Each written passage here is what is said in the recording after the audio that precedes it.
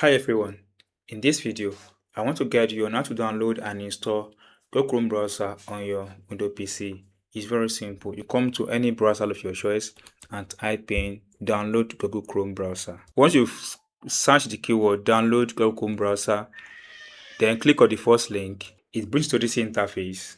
So click on download now. This button, click on it, and it's for Windows 10 and Windows 11 64-bit. Click on this button to download.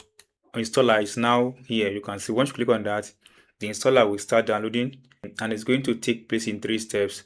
You have to open the download file, then you click on it and you install. So the download file is ongoing and it's just a few minutes time is going to download completely, and we're going to start once the download has been completed.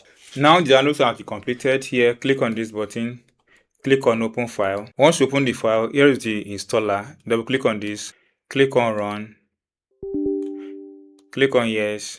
Now the installation is in progress, downloading. So you have to wait for this to download.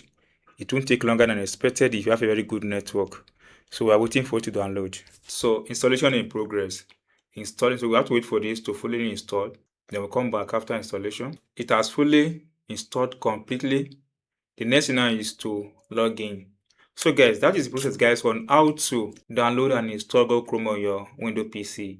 If you enjoyed this tip and have not subscribed, please subscribe for more updates like this.